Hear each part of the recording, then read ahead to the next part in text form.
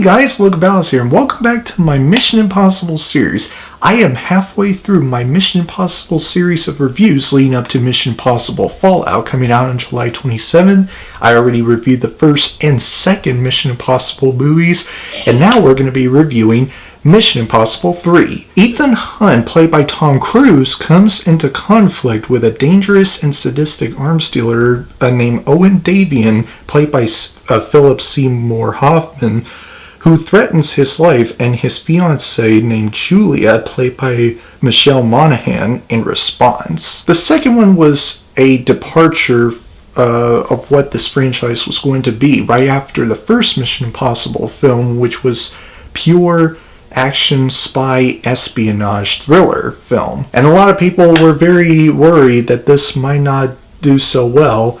And thankfully, it wasn't awful nor average like the second one was. The second one was blah. However, this is not a very great film, and I will explain why in just a few minutes. But there are a few elements that have actually improved upon the second Mission Impossible film. Obviously, the rest of the cast was fantastic. Tom Cruise, Ving Rhames, Simon Pegg. This is his first appearance in a Mission Impossible film, if I'm not mistaken. And this one also stars Philip Seymour Hoffman, who, by the way, rest in peace, and Michelle Monaghan, who plays Ethan Hunt's wife. Just overall, the rest of the cast, like I already said, was fantastic, particularly Philip Seymour Hoffman. Now, John Voight played a good villain at the end of the first Mission Impossible film, but here, this is like the best villain that Mission Impossible has ever delivered. He was intimidating, he was compelling, and he was very complex. You never know what he was thinking or what he was forced to say, or at least being interrogated by Tom Cruise on an airplane. That's a spoiler for you guys that have not seen the third in a Mission Impossible film. But yeah, Philip Seymour Hoffman plays the best villain in the entire Mission Impossible series, period. The humor has also improved upon the second Mission Impossible film. In the second one, there wasn't any humor at all in that film. In this film, there's quite a bit of humor to find in this entire film. Most of them have to do with scenes with Ving Rhames as Luther Stickwell. And I always said this either in my Mission Impossible or Mission Impossible 2 review, but I always said that he was always the best part in this entire Mission Impossible franchise, and he still proves it. Even in the second Mission Impossible film, he still proves that he's like the heart and soul of this entire franchise. Michelle Monaghan, I thought, did a very good job as Ethan Hunt's wife. She had a purpose for being in this film besides married to Ethan Hunt or be Ethan Hunt's wife. She had a purpose for being in this film, and it was compelling. And the action sequences were yet another improvement upon the action sequences in the second Mission Impossible film. In the second one, there were many of slow-mo action scenes that you would see normally in an action film, much like a James Bond movie. Here, you don't get much of that. I mean, this film really brought back to the roots of the franchise, much like from the Mission Impossible film.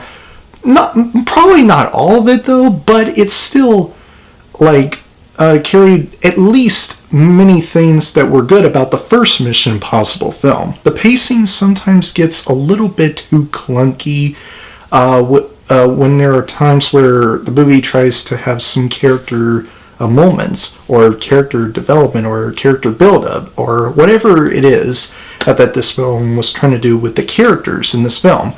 And sometimes it just got messy. The story here was pretty average. It's not a great nor good film, story, I should say, but it's also not a terrible or bad story. I was semi-invested in the story that was happening, and there are a few intense moments to be found in this film. One of them being the one scene where Philip Seymour Hoffman was giving Tom Cruise or Ethan Hunt a choice. Either tell him where this so-called rabbit's foot is, or kill Michelle Monaghan's character, the wife of Ethan Hunt. But it really does do the setup for what his character was going to be so well, and the movie did very well at that. What it didn't do very well for me is that it's pretty much a bigger and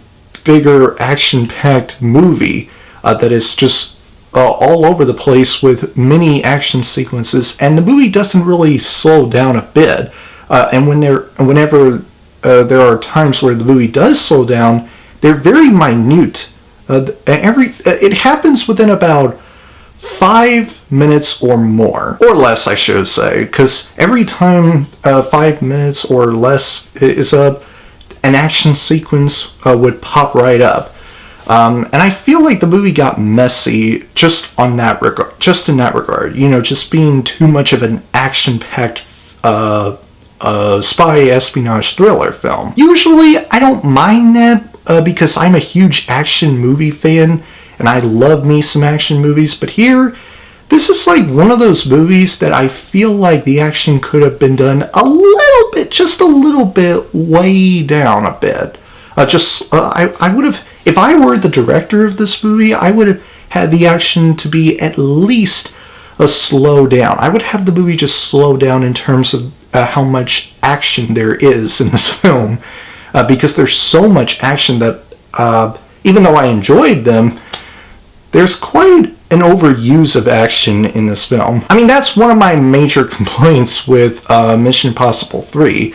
And there are a few other complaints, one of them being the underutilization, is that even a word, of Simon Pegg's character. He only appeared in this film for maybe 2 scenes. And I feel like the film didn't give him much of a screen time to make him stand out. Like he didn't appear too much in the film, just only 2 scenes that I can remember him being in. So just overall, the movie was, the tone for this film is all over the place in terms of how much action there is in this film and how it doesn't really slow down.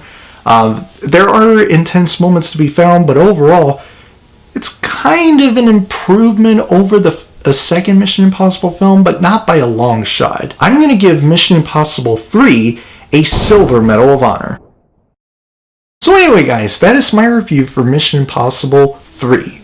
My next review in my Mission Impossible series is going to be for Mission Impossible Ghost Protocol, and it will be up sometime next week, probably earlier this week. Anyway, if you guys enjoyed my review, please click the like button, and if you have already watched this movie, comment below and let me know what you think of it. If you enjoyed what you've seen here and you want to see future videos from me, please press up there to subscribe and turn on the notification bell, and I will see you guys in the next video. Have a great week, Battle Squad, and as always, fight the good fight.